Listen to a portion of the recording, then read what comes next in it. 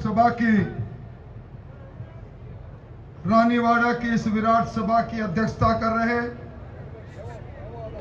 इस जिले में भारतीय जनता पार्टी की अगुवाई करने वाले जिलाध्यक्ष श्रवण जी,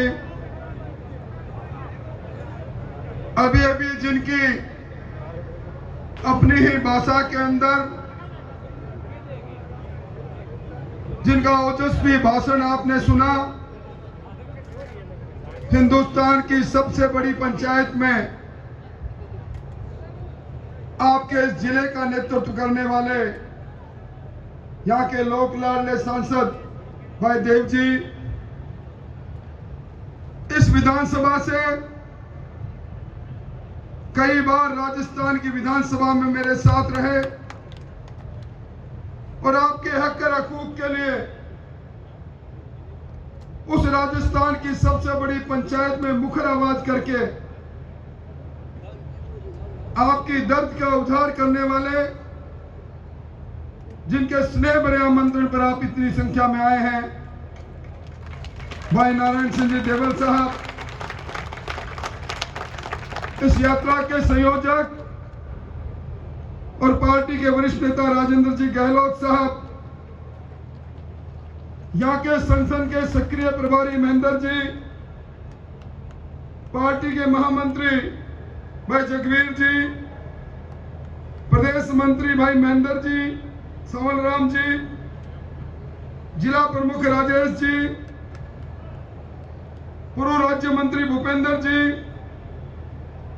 प्रधान बहन विमला जी, अनुश्री जी, ज्योति जी और विशेष तौर पर आज इस सभा में जिनका संत सनाध्य हमें मिल रहा है, पूज्य शंकराचार्य तीर्थकर विजयनाथ जी महाराज, कस्तूरदास जी, खेताराम जी, और इस सभा में इस तपत में, इस गर्मी में, जब किसान को खेत में काम है, इतनी बड़ी संख्या में उपस्थित मोतियों से महंगे किसान भाइयों, शक्ति स्वरूपा माता और बहनों, सबसे पहले मैं उन सैकड़ों कार्यकर्ताओं का जिन्होंने आज भारतीय जनता पार्टी परिवार के साथ इस परिवर्तन के संकल्प के लिए कांग्रेस के इस कुरान और कांग्रेस की इस झूठ की नीतियों से तंग आकर भारतीय जनता पार्टी के परिवार के साथ नाता जोड़ा है, उनका अभिनंदन करता हूं, उनका स्वागत करता हूं और उन्हें विश्वास दिलाता हूं, जिस तरह दूध के अंदर हम चीनी को मिला देते हैं, खांड को मिला देते हैं, मिठास बढ़ जाता है, आपका आना इस विधानसभा के अंदर मिठास की राजनीति को शुरुआत करेगा। इसके लिए मैं आपको धन्यवाद देता हूं। भाइयों, ये धरती सुंदा माता की धरती, ये सनातन की धरती है और आजकल जो नया गठबंधन बना है इंडिया के नाम से, 28 दलों का गठबंधन, कहीं कीट कहीं का रोड़ा, उस गठबंधन के प्रतिनिधि कह रहे हैं, वो कह रहे हैं कि ये सनातन, उदयनिधि कह रहे हैं, ए राजा कह रहे हैं, सनातन तो मलेरिया की बीमारी की तरह है, डेंगू की बीमारी की तरह है, एड्स की बीमारी की तरह है। ये लोग वो लोग हैं जो हमारी संस्कृति पर हमला करना चाहते हैं। उन्हें याद नहीं, इस हिंदुस्तान में मुगल आए, इस हिंदुस्तान में अंग्रेज आए, हमारा धर्म सनातन धर्म जन्म से लेकर मरण तक जिसके साथ हमारा संबंध रहता है, उसको समाप्त नहीं कर पाए। भाइयों, जब मैं आज आपके बीच में आया हूं तो बिजली की चर्चा अभी देवजी भाई कर रहे थे। मैं देवजी भाई आपसे निवेदन करना चाहता हूं, ये दर्द जो आपने बयां किया है, ये रानीवाड़ा का दर्द नहीं, ये पूरे राजस्थान की कहानी बन गया। राजस्थान के लोग कहते हैं अंधेरी नगरी भी है और राजा भी चौपट है। गांव के गांव घंटों घंटों अंधेरे में डूबे रहते हैं। किसान से वादा किया था, देवल साहब को मालूम होगा, देवल साहब जब विधानसभा में गहलोत साहब कह रहे थे अब राजस्थान बिजली की दृष्टि से सरप्लस हो गया, 23,309 मेगावाट बिजली मेरे पास है।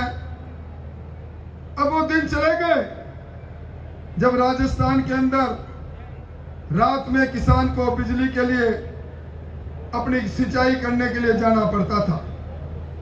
विधानसभा में गहलोत साहब कहते हैं 2 ब्लॉक दिन में बिजली किसान को दूंगा।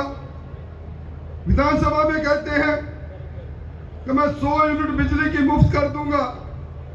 विधानसभा में कहते हैं मैं किसान को भी बिजली के अंदर 2,000 रुपए की सब्सिडी दूंगा।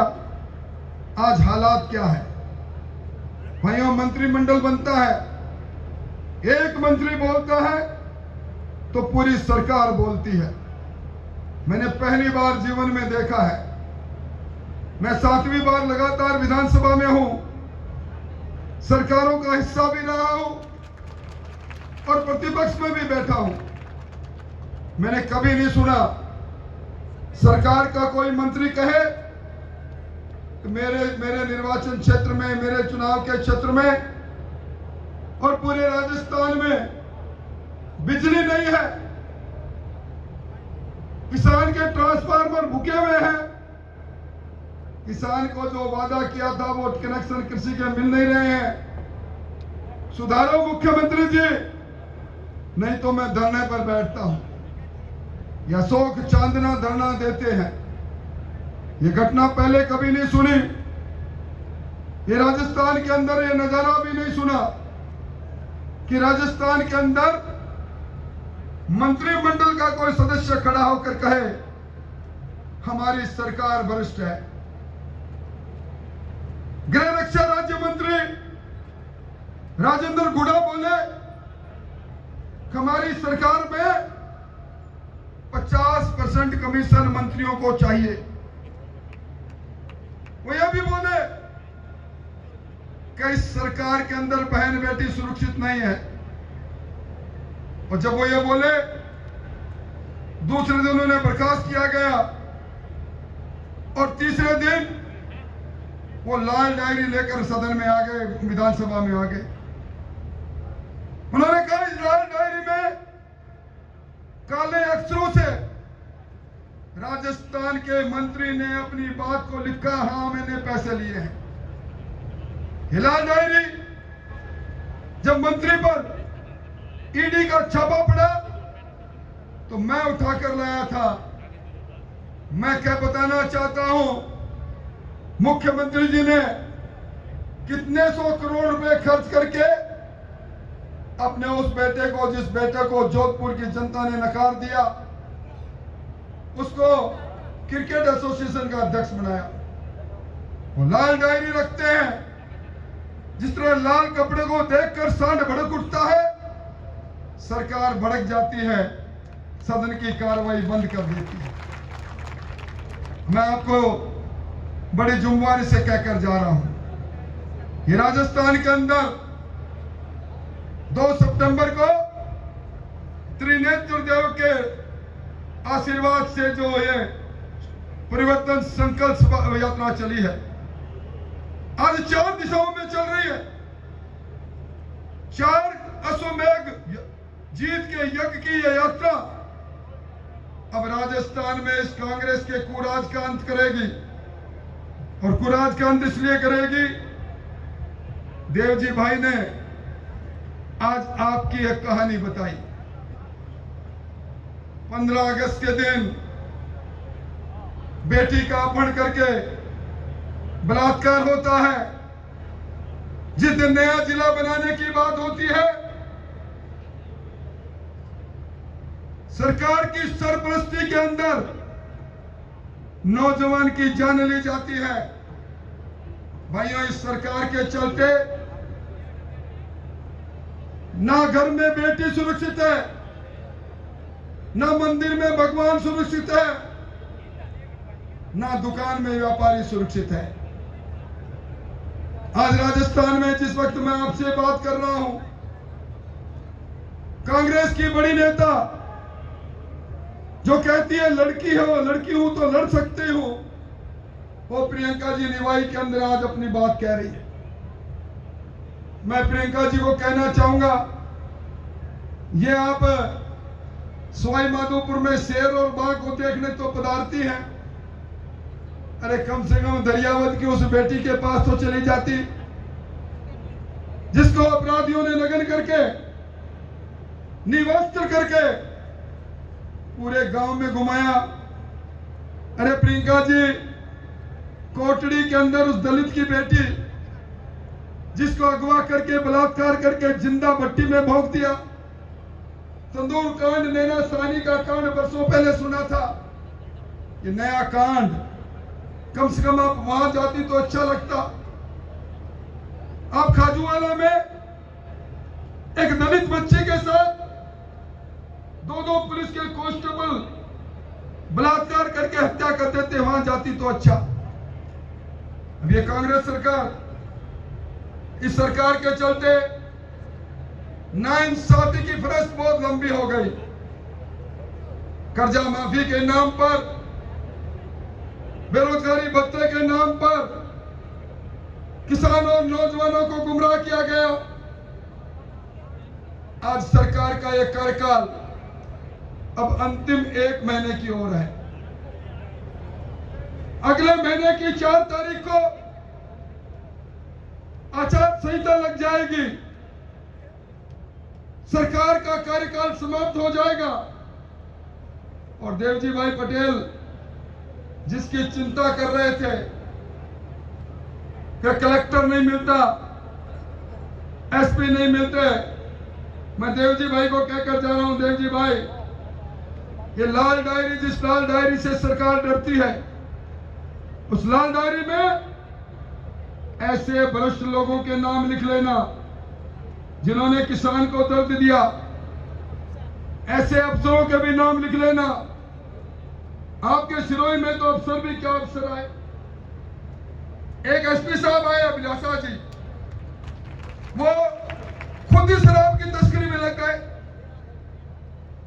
विधानसभा में मामला उठा, आपके नारायण सिंह जी तनके खड़े हो गए और कहने लगे विधानसभा में सरकार को यह प्रमाण लो, आपका एसपी इस सिरोही की धरती से शराब माफियों के साथ मिलकर तस्करी करता है।